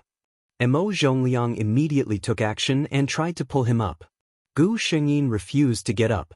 "Listen to what I'm about to tell you before you decide. Let me get up." After she finished speaking, she lowered her head and slowly told them about Mo Bei's, no, Mo Baiyin's, experiences over the years. In fact, Gu Xingyin hadn't thought of a good time to tell her family, who knew that Su Lihua's actions would alarm old Master Mo and old Madame Mo, who were far away in another city. When Gu Xingyin heard their conversation from the doorway, she knew that the right time had come. This was the time when the three of them hated Su Lihua the most. Mo Baiyin's grandparents were also very distressed over their grandson's misfortune. If she told them everything about Mo Baiyin's experiences over the years, the outcome would be better than expected. Gu Xingyin quietly told them all about her experiences and feelings over the years. She didn't exaggerate. With what Su Lihua had done and said, there was no need to add fuel to the fire. If she hadn't experienced it herself, Gu Xingyin would never have imagined that a biological mother could be so cold-blooded to her own child. The living room was silent for a long time. After Gu Xingyin finished speaking, she knelt there quietly with her head lowered. She didn't make a sound and waited for them to digest the contents of her words. Suddenly, her body was pulled into a warm embrace. Hot liquid dripped from the top of her head and slid down her neck. For the first time, old Madame Mo, who had been strong and elegant all her life, sobbed as she hugged her granddaughter. "My Bei, no my yen. It's all my fault. After so many years, I didn't even notice this." Gu Xingyin thought that she would not feel anything. After all, she was just a bystander, calmly narrating Mo Baiyin's experience. However, when she raised her head, she realized that her face was already covered in tears. Perhaps the real Mo Baiyin's deepest wish was to be able to tell others that she was Mo Baiyin, the daughter of the Mo family, and not the first young Master Mo Bei who had died 17 years ago. Old Master Mo's eyes were red, and Mo Zhongliang was already in tears. He gritted his teeth and said, Su Lihua, I want to divorce her." When he said this, he was almost gnashing his teeth. Old Master Mo and old Madame Mo did not refute him. Initially, they thought that their daughter-in-law, Su Lihua, was just too narrow-minded and had a weak and old-fashioned personality. However, when they saw her do such a thing to her own flesh and blood, how could she be old-fashioned and weak? She was clearly selfish and vicious to the extreme. She was extremely stupid. Such a woman had almost ruined her own daughter's life. Mo Zhongliang looked at his slender and weak daughter, who was nestled in her mother's arms. After finding out that she was a girl, she was full of flaws. It was because this matter was too unimaginable that no one thought of this aspect. Chapter 1631. Mo Zhongliang felt so guilty that he didn't dare to look at his daughter. He couldn't even imagine how his daughter had survived all these years. Whether it was during her childhood when she listened to her mother's words and tried her best to hide the fact that she was different from others, or when she realized that she was just a substitute for a dead person. He had always thought that her biological mother had taken good care of her. He even wondered how his daughter felt every time she heard someone call him Mo Bei. Before today, for a whole 17 years, only one person in this world knew that she was called Mo Beiyan. But the only person who knew her true identity, who was supposed to be the closest person to her, had never called her Mo Beiyan. Her mother had personally said that she lived for her brother. If that was the case, how much damage would it cause to a child? Su Lihua didn't deserve to be a mother. He wasn't a qualified father either. Yet, for the first time, his voice trembled as he called out his daughter's name. Gu Xingyin's heart trembled. She raised her head and called Mo Zhongliang, Dad. Looking at his daughter's usual smile, Mo Zhongliang's heart was filled with bitterness. He held back the tears that were about to fall from his eyes as he softly reprimanded Gu Xingyin. Why didn't you tell Dad about such an important matter? Gu Xingyin was silent for a moment before she replied in a low voice, I was scared. Mo Beiyan was really scared. She was scared that her family would hate her like her mother and hate her for lying to them. When I was young, Mom told me that if I wasn't a son, Dad would find another woman outside and we would be chased out. When I grew up and found out about this, I didn't dare to say anything. Gu Xingyin was almost trembling as she said the rest of her words. I was scared that you wouldn't like my daughter either. I was scared that you would like Mo Bei and not Mo Beiyan. Before she could finish speaking, Mo Zhongliang could no longer hold back and pulled her into his arms. You child, why are you so silly? Mo Zhongliang hugged his daughter's shoulders tightly. She was clearly so thin and small. With such a heavy burden on her body, it must be very painful, right? Old Madame Mo looked at the father and daughter hugging each other, and the tears that she had just held back flowed out again. She wiped her tears with a handkerchief and said coldly, Call that woman Su Lihua in. I want to ask her where she got the guts to do such a thing. What makes you think that the Mo family won't like our granddaughter? At this moment, old Madame Mo really hated Su Lihua. She even had the thought of tearing her apart. Mo Zhongliang loosened Gu Xingyin in his arms. Go and sit beside your grandmother. He walked out of the living room and opened the door. Sure enough, he saw Su Lihua standing outside anxiously.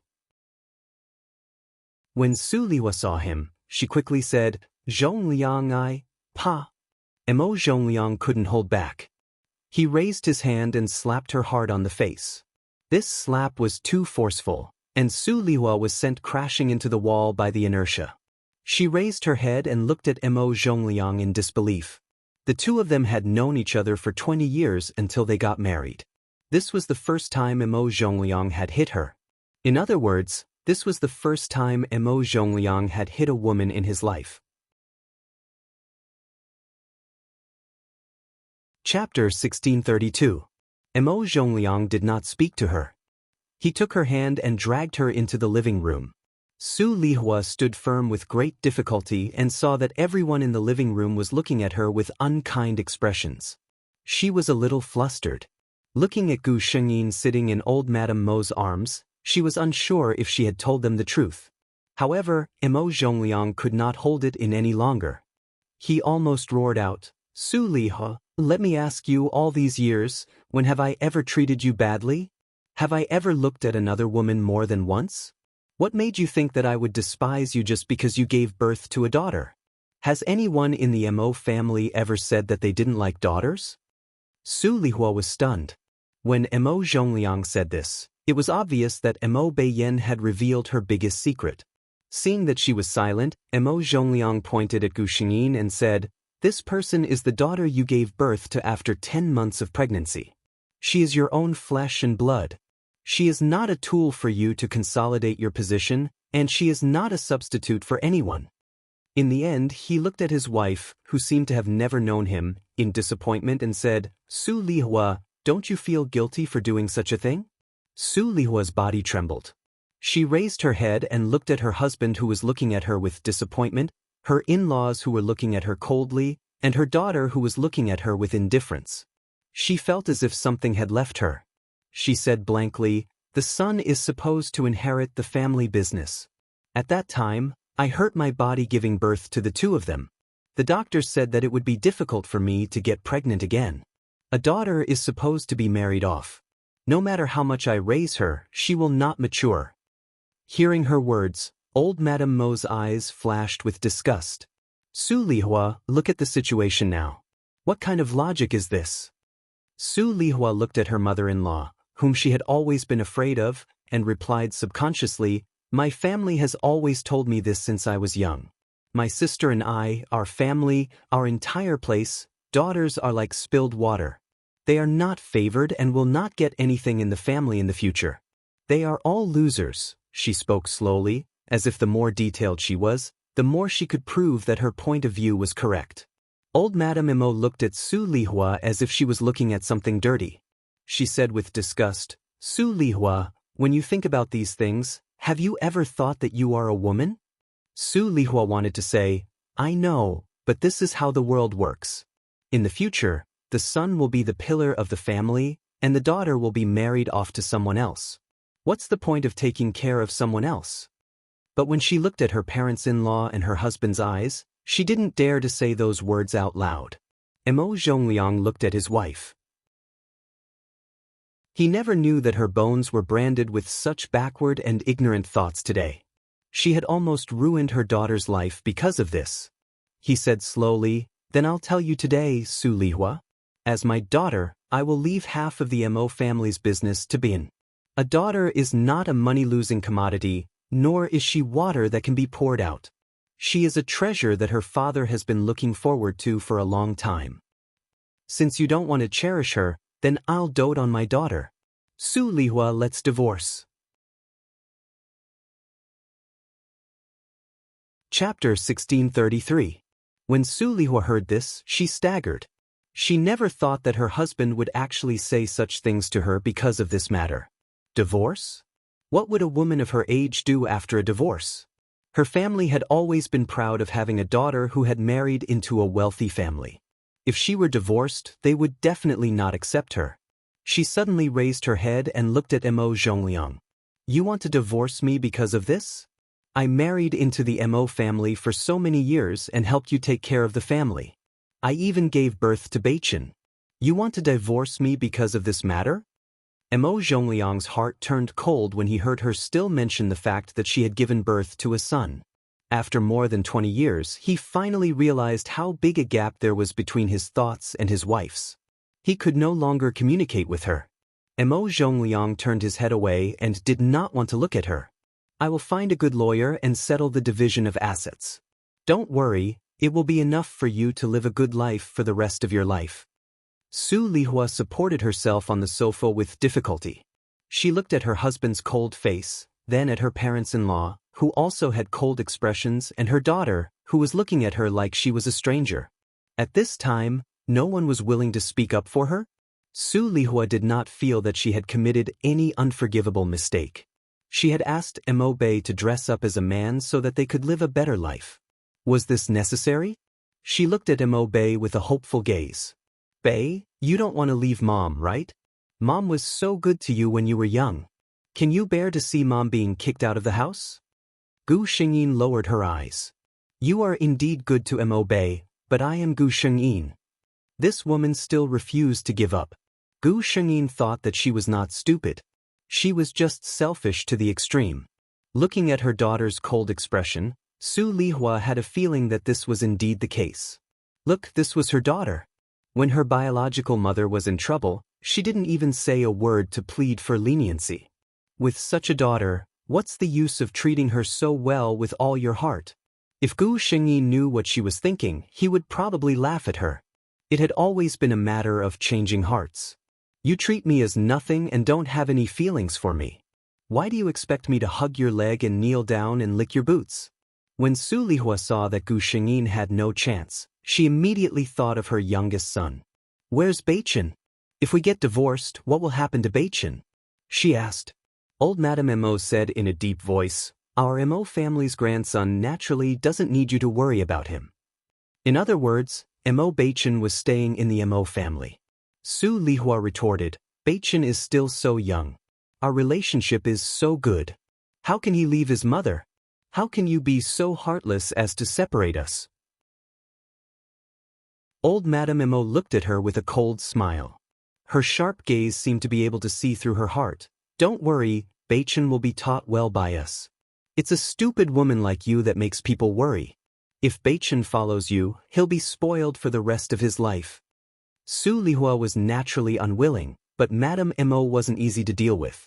So what if she was unwilling? After doing such a thing, she still wanted to stay in the Mo family to harm the child. It was simply a fool's dream. Chapter 1634. In the end, Su Lihua still divorced Mo Zhongliang. Old Madame Mo's words were simple.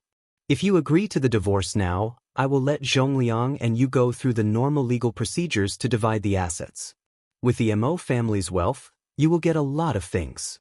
But if you don't agree, I will immediately contact the lawyer to prepare the documents. We will meet in court. Old Madame Mo's gaze was cold as ice. Su Lihua, even if you are ignorant of the law, you should know the consequences if the things you have done are exposed. I can easily make you leave the marriage with nothing. When the time comes, you won't get anything. Old Madame Mo's words were mostly meant as a threat. If it was someone who was scheming, they might not be frightened by her. However, it was enough to scare Su Lihua. As old Madame Mo expected, Su Lihua was silent for a while with a pale face. In the end, she agreed to the divorce. When Gu Xingyin lifted her head, she happened to see the deep disappointment and pain in her father's eyes. After all, they had been husband and wife for more than 20 years. No matter what, they still had feelings for each other. But the things Su Lihua had done were too ridiculous. Mo Zhongliang could not forgive her. Mo Beichen was still young. His family kept these things from him and did not let him know at all. It was only when he could not find his mother that he started to bawl. But children were forgetful. Old Madame Mo was good at raising children. Within a week, Mo Beichen had returned to how he was before. It was as if he could not remember that his mother was not by his side. As for Gu Xingyin's side, the reason for being raised as a boy by her biological mother was too ridiculous. It would be embarrassing if word got out. The few of them discussed for a while and decided to wait until Gu Xingyin was 18 years old. They would use the reason that a master had read her fortune when she was young. He said that there would be a calamity in her life and she had to be raised as a boy before the age of 18 to avoid it. For a wealthy family like theirs, they trusted the fortune-tellers very much. It was not strange that they would use such a reason. However, Beiyan will have to suffer for a while. Old Madame Mo held her granddaughter's hand and said apologetically. Gu Xingyin smiled. Anyway, I've been used to dressing as a man for so many years. This is nothing to me. What she said was the truth, but in the ears of the elders, it made them feel even more sorry for her. The students of Chuanan First High School realized that their school hunk Mo Bei's personality seemed to have changed again. Her dyed brown hair was dyed back, and her non-mainstream clothes were gone. Even the strange earrings on her hands and ears were removed. In the next month's monthly exam, Mo Bei, whose results had plummeted, returned to the first row. It was as if the top student and school hunk of the past had returned. However, there were still some differences. In the past, Mo Bei had a cold and aloof personality. He almost never spoke to anyone in class and had no friends. But now, Mo Bei always had a smile on his face. When he met teachers and classmates in school, he would greet them with a smile. With Mo Bei's face, it was simply too easy for him to gain the favor of others. In just a month's time, Gu Xingyin became the most popular student in class. She even successfully entered the inner circle of the female students and became a female friend. Chapter 1635. Although the teacher felt that this student had changed a little, he attributed it to the rebelliousness of adolescence. Obviously, Mo Bei's rebellious period had passed. As long as it was developing in a good direction, they were happy to see it. "You little brat, you're so cool." Jun looked at Gu Shengyin and sighed. Gu Shengyin had heard such comments many times in the past few days. At first, she was very confused and didn't understand what Jun was talking about, so she asked foolishly. Then Jun's answer shocked her. Look, people like us are usually very careful when talking to girls. When they talk to us, they are also very formal. But when it comes to you, Jun's eyes were full of yearning. All the girls in the class are your best friends, and you even have a campus belle as your girlfriend. You little brat, you're simply a winner in life. Gu Shengyin, she thought about it. Probably to these young boys who were still in their second year of middle school, someone like her could really be considered a winner in life. In fact, Gu Shengyin didn't understand either. She clearly had the same face, so why was she so popular recently? Jun was still lamenting that he could only blame his parents for not giving him a good look. At noon, Yu Qingyue came to look for Gu Shengyin again. Under the clear gaze of the students in the class, Gu Shengyin helplessly got up and walked out of the classroom. Ever since she found out that Gu Shengyin was a girl and defined their relationship as good friends, Yu Qingyue liked to play with this new friend of hers. She stood outside the classroom for a while and watched Gu Shengyin get along with the girls in the class quite happily. Now, she joked, I couldn't tell that you're quite popular in class. Gu Shengyin casually replied, I don't know why either. I wasn't this popular in the past. Hearing this, Yu Qingyue took a step back and carefully looked at Gu Shengyin. She smiled and said, I know why. Gu Shengyin, ? Yu Qingyue said matter-of-factly, because you've become prettier. Gu Shengyin. She knew that she couldn't expect to hear any serious answer from Yu Qingyue. In front of others, Yu Qingyue was a sweet and delicate little princess. But when you really came into contact with her, you would find that this girl was completely a person with a godly logic. Her way of thinking seemed to always be different from ordinary people. For example, Gu Shengyin had a hard time keeping up with her. Seeing the look of disbelief on Gu Shengyin's face, Yu Qingyue pouted and said, I'm telling the truth. You really do look a lot better than before. It was also much tastier. Mo Baiyin's facial features were very beautiful, as if they were delicately drawn. If she was dressed as a girl, she would definitely be an extremely beautiful and elegant beauty. But if she was dressed as a boy, it would be that kind of androgynous delicate. In the past, whether Mo Bei pretended to be cold and aloof or developed himself in a non-mainstream direction, it did not suit this face's temperament. But now that Gu Shengyin had resolved the Mo family's matter, there was naturally no need for her to make herself look terrible. She just casually dressed herself according to her own preferences. It was this simple, but it was the most appropriate way to fully express Mo Baiyin's clean temperament. Chapter 1636. For example, right now, Yu Qingyue was standing 3 steps away from Gu Shengyin, looking at the young man who was casually standing in the same spot. The golden sunlight fell on her face, and her fair skin seemed to be transparent. She opened her glass-like eyes and looked at him in confusion. Her black hair obediently fell behind her ears, revealing her flawless and beautiful face. Hiss! Yu Qingyue couldn't help but take a step back while holding her chest. It was simply too lethal. Gu Shengyin frowned and looked at her. What's wrong with you? Yu Qingyue answered very honestly, I was mesmerized by your beauty. Gu Shengyin. Seeing her helpless look, Yu Qingyue knew that she thought she was joking again. She pursed her lips and said, Now I'm really glad that you look like a boy. Otherwise, I wouldn't be able to keep my title as the campus belle. Gu Shengyin raised her eyebrows. I thought you didn't care about these things. Yu Qingyue spread her hands. I don't care now, but who knows if I won't care in the future. She looked at Gu Shengyin and said, I know why you're so popular. Also, if I'm not wrong, although you're very popular in class, there shouldn't be many girls who want to confess to you, right? Gu Shengyin was surprised. How did you know? Yu Qingyue smiled foolishly. I know, but I'm not telling you. The reason was simple. When Yu Qingyue saw Gu Shengyin under the sun, although she was mesmerized by his beauty, she didn't have any romantic thoughts in her heart. Although girls liked to look at faces, when they were looking for a boyfriend, They wanted to find someone who could give them a sense of security and protect them. They didn't want someone like Gu Xingyin, who looked more beautiful and delicate than herself. At first glance, she felt that she should be pampered and protected in the palm of her hand. Just like Yu Qingyue, when she looked at Gu Xingyin's face, she thought, he's so cute. I want to be friends with him and give him chocolate. Such a cute boy, I must protect him well. As Yu Qingyue thought about it, she didn't know where her thoughts had flown off to. A strange smile unconsciously appeared on her face. Gu Xingyin felt a little flustered as she watched. She reached out and waved her hand in front of Yu Qingyue's eyes. What are you thinking about? I still haven't told you why you're looking for me. Yu Qingyue came back to her senses and finally remembered why she was looking for Gu Xingyin.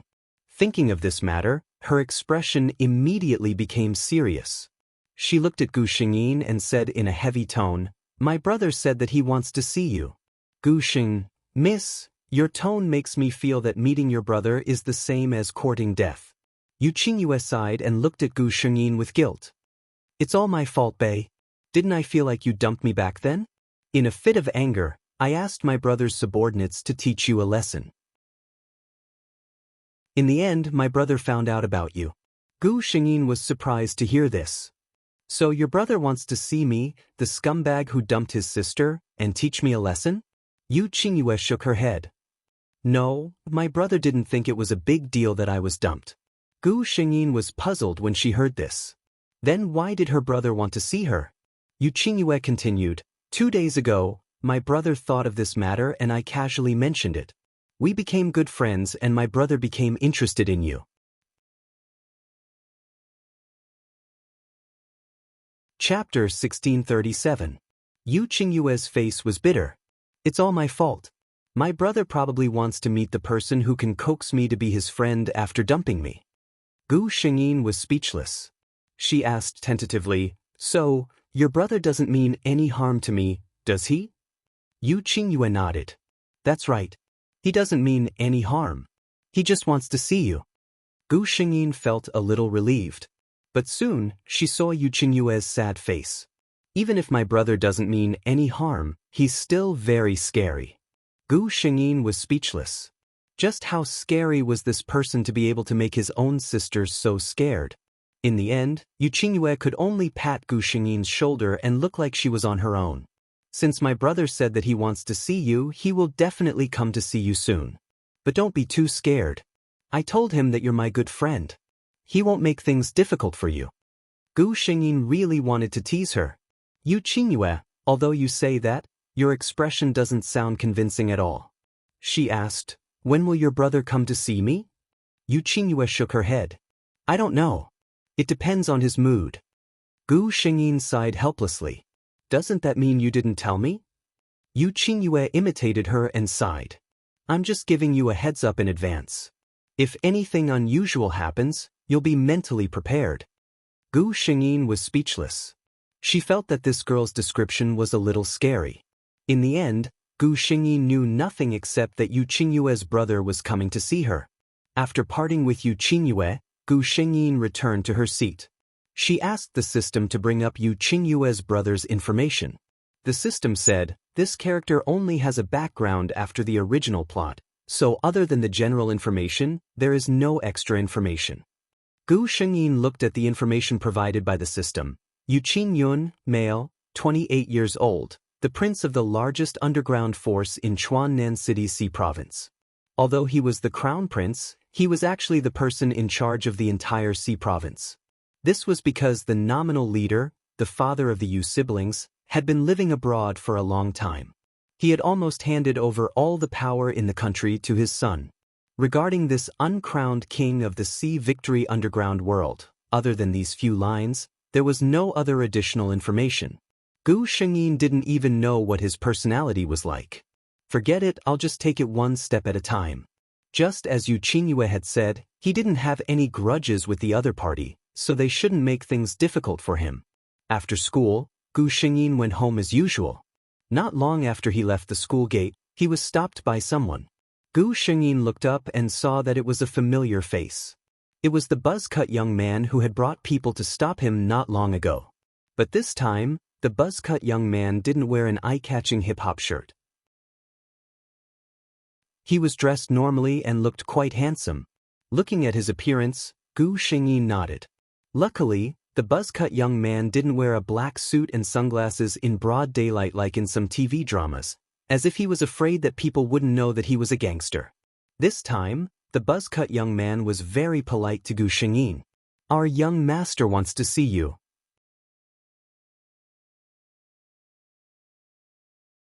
Chapter 1638. Gu Xingyi raised her eyebrows and said directly, "Lead the way." Seeing that she agreed without hesitation, the man with the buzz cut felt strange and asked, "Aren't you surprised at all?" Gu Xingyi said, "Your eldest daughter came to me today and said that her brother wanted to see me." She looked at the man with the buzz cut and said lazily, "Besides, if I said I didn't want to go, would you let me go home?" The man with the buzz cut shook his head without hesitation. "No. Since the eldest young master wants to see you, you have to go." "That's it. Why should I waste my breath?" Gu Xingyi said indifferently, "Let's go. I'm also curious about what the eldest young master looks like." The man with the buzz cut didn't say anything but opened the door for Gu Xingyi. About a minute later, the car stopped in a tea house. Gu Xingyi looked up at the antique plaque at the door of the tea house and secretly guessed the preferences of the eldest young master of the Yu family. She didn't show anything on her face and followed the man with the buzz cut into the tea house. The tea house had more than one floor. As soon as Gu Xingyi entered the door, she could see that there were many small independent rooms in the hall on the first floor. Many guests were tasting tea, but the front desk didn't greet them. The man with the buzz cut didn't even look to the side and directly led Gu Xingyi upstairs. They didn't stop on the second floor until they reached the third floor. The man with the buzz cut stood on the last wooden step and said to Gu Xingyi, "The eldest young master is upstairs. You can go in by yourself." Obviously, he didn't intend to go up with Gu Xingyi. Gu Xingyi nodded to him and turned to walk forward. She was wondering why the man with the buzz cut didn't make it clear. What if she couldn't find the room? But when she got closer, she realized why the man with the buzz cut didn't tell her. There was only one room on the third floor. The door was closed. There was no doorbell on the wooden door. Gu Xingyi gently knocked on the door twice. "Come in." A clear and slow male voice sounded. Gu Xingyi pushed the door open and walked in. This was a very large tea room. A man was sitting on a chair by the balcony. Beside him was a wooden fence with 2 pots of green plants. In front of him was a small round wooden table with a tea set on it. Next to it was a small stove with a pot of boiling water. In this day and age, there were actually people who made their own tea? Because of the light, Gu Xingyi couldn't see the man's face clearly. However, just by sitting there casually, coupled with the antique decorations around him, it made people feel as if they had entered a famous painting passed down from the last century. Seeing Gu Xingyi enter the door, the man raised his head and said in a gentle tone, "The guest is here? Please have a seat." He didn't get up and casually greeted Gu Xingyi as if she was an old friend. Gu Xingyi didn't stand on ceremony. She walked over and sat opposite him. This time, she finally saw the man's face clearly. He was like a bandit gentleman carved out of jade. Gu Xingyi really felt that the way this man sat quietly with his eyes lowered was like a rare piece of jade. Who would have thought that the famous young master of the Yu family in the Sea Province's underground world was actually such a handsome man? You're tuning in to the Passion Pages YouTube channel.